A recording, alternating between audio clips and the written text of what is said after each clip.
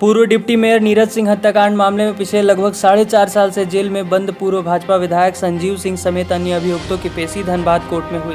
पेशी के दौरान संजीव नए लुक में नजर आए और दूसरे पक्ष के गुड्डू सिंह और संजीव के बीच दोनों आमने सामने दिखे।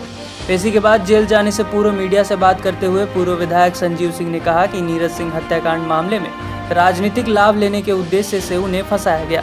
एक पक्ष विशेष के द्वारा अपना राजनीतिक कद बड़ा करने को इस हत्याकांड के बाद प्रयास किया गया और पुलिस भी इस मामले में वादी पक्ष का सहयोग करते चली गई। इन तमाम साजिश पर से पर्दा उठ सके इसके लिए उन्होंने सीबीआई जांच की मांग की है और इसके लिए हाई कोर्ट का दरवाजा खटखटाया है। जिस वक्त कोर्ट में उनके वकील के द्वारा याचिका दाखिल की गई, महज 15 दिनों के अंदर ही राज्य सरकार को इस मामले में काउंटर एफिडेविट दायर करने को हाई कोर्ट के द्वारा कहा गया था, जिसे नहीं किया गया। वहीं बचाव पक्ष के अधिवक्ता मोहम्मद जावेद ने बताया कि सफाई बयान के लिए अभियुक्तों की पेशी थी। आज अभियुक्तों का सफाई बयान के लिए तिथि निर्धारित थी माननीय न्यायालय में। हम लोगों ने एक आवेदन देकर माननीय न्यायालय को सूचित किया। गवाह एकलव्य सिंह और आदित्य राज के फर्दर कोर्स एग्जामिनेशन के लिए जो हम लोगों ने माननीय उच्च न्यायालय में गए थे, वो आवेदन हम लोगों का माननीय उच्च न्यायालय से 24 मार्च को रिजेक्ट हो गया था, क्योंकि वो इशू हम लोगों के लिए बहुत बड़ी इशू थी। हम लोगों को लगता है अभी भी कि वो बहुत बड़ा इशू है, जिससे न्यायालय को न्याय करने में बहुत ही मदद पहुंचेगी। इसीलिए उस आदेश को हम लोगों ने सर्वोच्च न्यायालय हिंदुस्तान के सुप्रीम कोर्ट में चुनौती देने का निर्णय लिया है और उसी आश्रय में आज हम लोगों ने माननीय न्यायालय में लोअर कोर्ट में एक आवेदन देकर सूचित किया है कि हमने आपके और माननीय उच्च न्यायालय के आदेश को सुप्रीम कोर्ट में चुनौती दे रहे हैं। हम लोग मूव कर गए हैं सुप्रीम कोर्ट में, इसीलिए एक समय दे दिया गया। इसीलिए 15 दिन का वर्किंग डे का एक एडजॉर्नमेंट मिला है। आज सफाई बयान नहीं हो पाया। चुनौती दिया गया?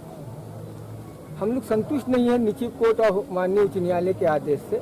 गवाह संख्या 3 और 6 आदित्य राज और एकलव्य सिंह को, जो हम लोग को लगता है कि ये लोग बनावटी गवाह है, इनको दोबारा बुलाना चाहते हैं। कुछ विशेष क्वेश्चन जो जनरेट हुआ है सब्सिक्वेंटली, जो डॉक्यूमेंट प्रोसिक्यूशन खुद लाया है, उससे बहुत ज़्यादा केस में प्रभाव पड़ने वाला है।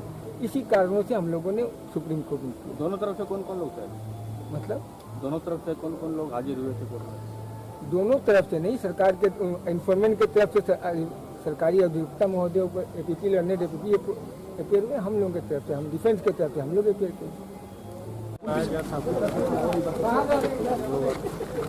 न्यायालय का आदेश कोर्ट में उपस्थित होने के लिए उपस्थित कराया तो हम लोग हमारे तरफ से पिटीशन पड़ा है सुप्रीम कोर्ट के लिए। हम लोग को कोर्ट से समय मांगा है, सुप्रीम कोर्ट में आएंगे।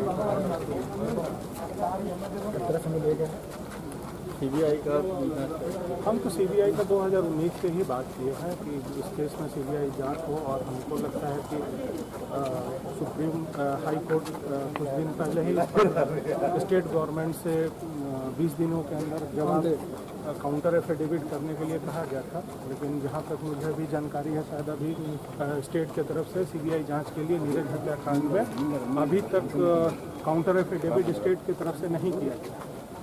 तो फिर हम जब अगला डेट पड़ेगा तो उस स्थिति में क्या होता है। सीबीआई जांच से ही मामले का सही खुलासा हो पाएगा? नहीं, ये तो देखिए वो स्पष्ट है कि राजनीतिक और लाभ के लिए और अपनी प्रतिष्ठा बढ़ाने के लिए केस में फंसाया गया है।